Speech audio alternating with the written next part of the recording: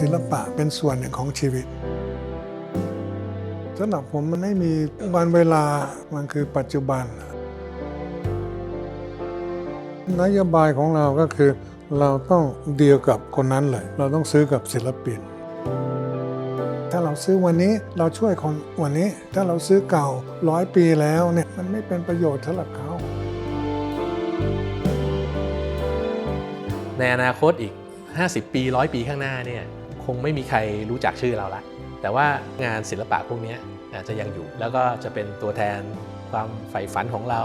ความเป็นตัวตนของเรารสนิยมสุนทรียภาพของคนในยุคนี้ที่จะสืบทอดต่อไป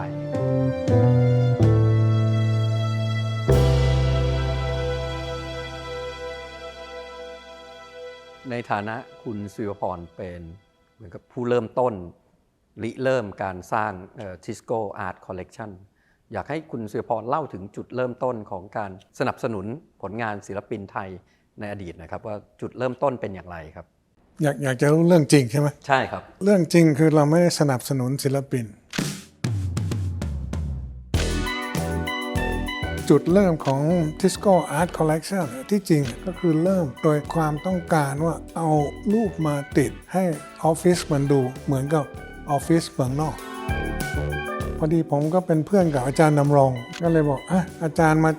มาช่วยหน่อยสิทำยังไงเขาก็เลือกพรรคพวกเขาที่เป็นศิลปินให้แต่ละคนเนี่ยเอามา2 รูปแล้วเราจะติดรอบออฟฟิศให้ลูกค้าเดินดูแล้วก็ติดราคาด้วยว่าเขาอยากจะขายเท่าไหร่แต่ว่าเพื่อเป็น incentive ให้ศิลปินยังไง Tisco จะต้องซื้อ1 รูป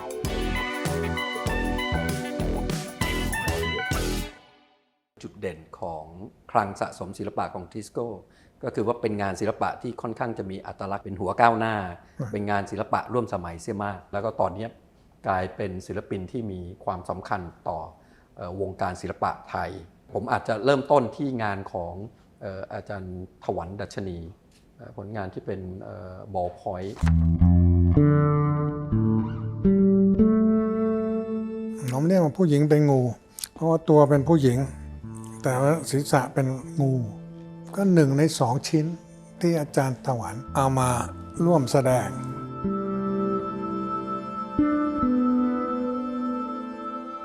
งานละเอียดมากแล้วก็ใช้ปากกาบิ๊กคือทำได้ขนาดนั้นเนี่ยเราสุดยอดเลยแล้วรายละเอียดของรูปก็คือเรามองไกลเราก็จะเห็นผู้หญิงคุกเข่าอยู่แต่ว่าศีรษะเป็นงูที่กำลังกินไข่แต่ว่าพอเราเข้าไปใกล้ๆเราเริ่มจะเห็นมันมีนกฮูกเข้าไปใกล้อีกก็จะมีสัตว์โผล่มาเข้าไปใกล้อีกก็จะมีมนุษย์มันหลายชั้นแล้วแต่ว่าเราดูจากระยะไหน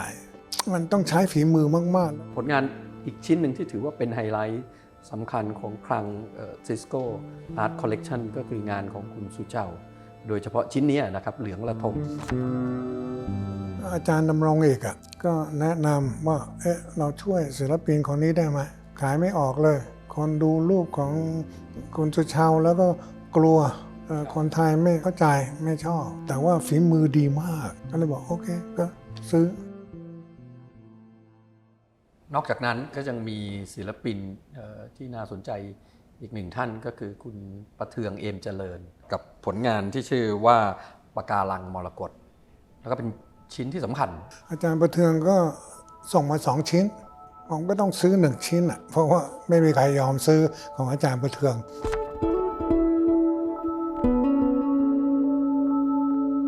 ก็เห็นว่าอาจารย์ประเทืองคงมี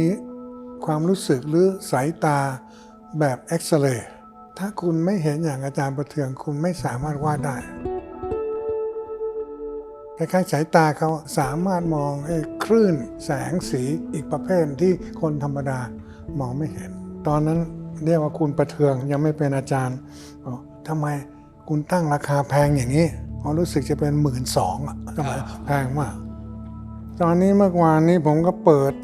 เว็บแล้วก็เจออันนี้ดูซิว่าอันนี้เขาบอกว่าขายเท่าไหร่27,400,000 บาทใช่ต่อมาก็เป็นผลงานนครปฐม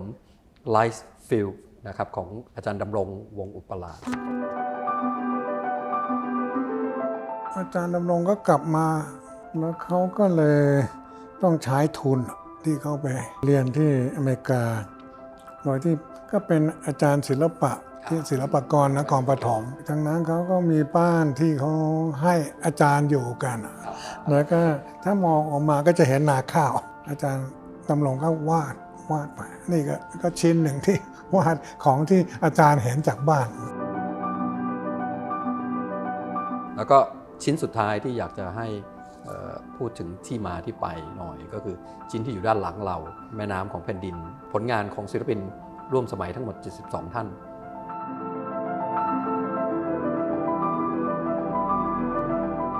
ก็อาจารย์วิโชคครับมุกดามณีมาหาผม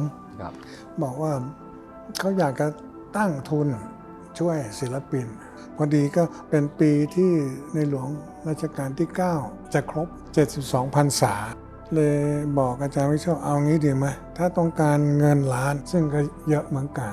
ก็เลยบอกเอางี้ดีกว่าให้อาจารย์วิโชคไปติดต่อศิลปินพวกนี้คนละรูปก็คือน้ำของแผ่นดินเพราะในหลวงถนัดเรื่องน้ำเลยออกมาอย่างเงี้ยก็ได้ 72 ชิ้นการได้สร้างโอกาสให้กับศิลปินนะคะด้วยการสนับสนุนผลงานของศิลปินแต่ละท่านเนี่ยค่ะในมุมของคุณศิวพรนะคะมองว่ามันเป็นการขับเคลื่อนวงการศิลปะไทยยังไงบ้างคะศิลปะมันเป็นอะไรที่มนุษย์มีสิ่งที่มีชีวิตในโลกเราเนี่ยอื่นๆไม่มีมันเป็นอะไรที่ยกย่องมนุษย์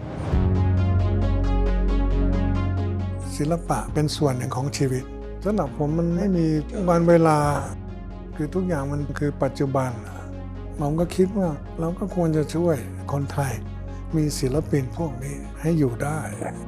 เรารู้ว่าเขาตั้งใจที่เป็นศิลปินที่เต็มที่แต่งานมันขายไม่ได้หรือถ้าขายได้ก็คือถูกมากนโยบายของเราก็คือเราต้องเดียวกับคนนั้นเลยคือถ้าเป็นศิลปินเราต้องซื้อกับศิลปินถ้าเป็นมูลนิธิทิสโก้ที่จะช่วยเหลือคนเราก็ต้องช่วยเหลือคนนั้นก็จะเห็นว่าทุกคนที่เราซื้อเนี่ยก็คือเป็นคนที่มีชีวิตบางคนก็บอกทำไมไม่ซื้อของเก่าผมซื้อของใหม่อีก100 ปีก็เป็นของเก่าแต่ว่าถ้าเราซื้อวันนี้เราช่วยคนวันนี้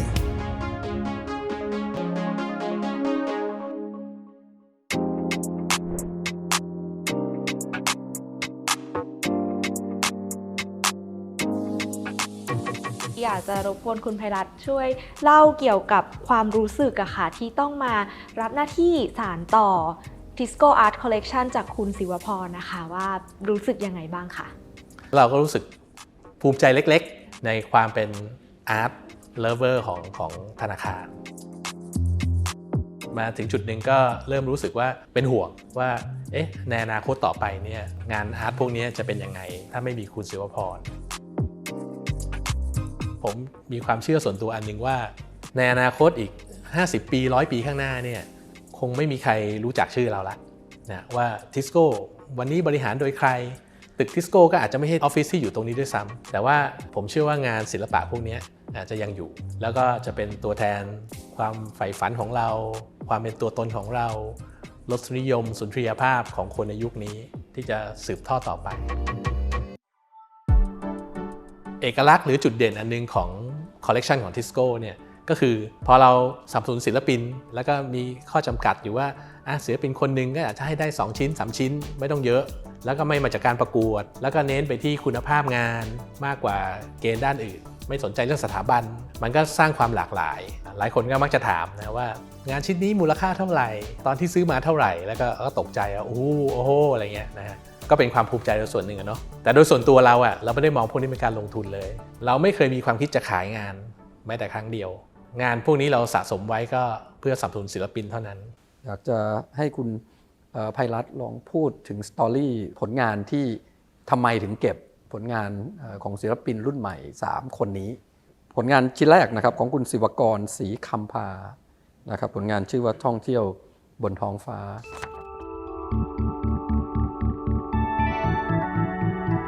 ถ้าโดยดูที่ตัวภาพนะฮะก็จะเป็นภาพคนที่หัวเป็นเมฆแล้วก็ลอยอยู่บนท้องฟ้านะฮะอยู่บนปลาวาฬเวลาเราเห็นงานปุ๊บ เนี่ยเราก็ชอบทันทีคอนเซปต์ก็จะใกล้เคียงกับงานของ CSR ของเราด้วยแล้วก็เรื่องของ Freedom ความเป็นเสรี ผลงานอีกชิ้นหนึ่งของศิลปินค่ะก็คือผลงานจันค้างของคุณเนียมวรขนองค่ะ งานของคุณเนียมเนี่ยก็สะดุดความสนใจอยู่แล้วนะครับเพราะว่าเริ่มตั้งแต่ที่ว่ามันรูปอะไรอีกประการหนึ่งเนี่ยที่ถ้าใครสังเกตความรู้สึกตัวเองสักนิดหนึ่งเวลาดูงานคุณเนียมเนี่ยจะรู้สึกว่ามัน unreal ตรงที่ว่ามันไม่ใช่สีแบบที่คนปกติเขียนเพราะว่าคุณเนียมเนี่ยแกจะเป็นคนตาบอดสีงานของเขาจะมีกลิ่นอายของมังงะญี่ปุ่นซึ่งก็แหมตรงใจผมก็ชอบเลยนะฮะมังงะญี่ปุ่นเนี่ยอีกชิ้นหนึ่งที่อยากให้คุณไพรัตน์พูดถึงค่ะก็คือ2ชิ้นแรกเนี่ยจะมีความแบบฟรีดอมมีความอยู่บนท้องฟ้าปลาวาฬดวงจันทร์สีฟ้าแต่ชิ้นเนี้ยค่ะชื่อ My Home ของคุณวรวิทย์แก้วศรีนวลเนี่ยค่ะจะดูดึงลงมาจากท้องฟ้าแล้วโทนสีก็จะแตกต่างกันก็อยากให้เล่าถึงชิ้นนี้นิดนึง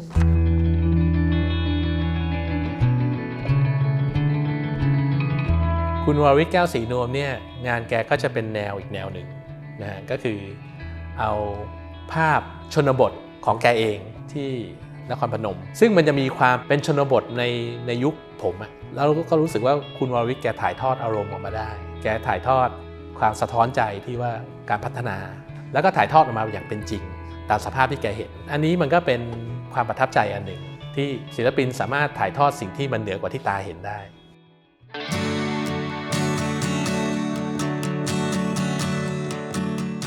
ทราบมาว่าตอนนี้ Tisco ได้มีการเก็บรวบรวมข้อมูลในรูปแบบออนไลน์แล้วคือเว็บ tiscoart.com ค่ะอยากให้คุณไพรัตน์ช่วยเล่าถึงกว่าจะมาเป็นเว็บไซต์นี้ค่ะมีที่มาที่ไปยังไงบ้างคะในช่วงที่เราเริ่มมีเว็บไซต์นะฮะก็หลายปีแล้วเนาะเว็บไซต์นะเราก็เริ่มคิดว่าเราน่าจะเอางานอาร์ตของเราเนี่ยขึ้นไปแสดงบนเว็บไซต์ด้วยเพื่อให้ประชาชนเนี่ยได้มีโอกาสเข้าถึง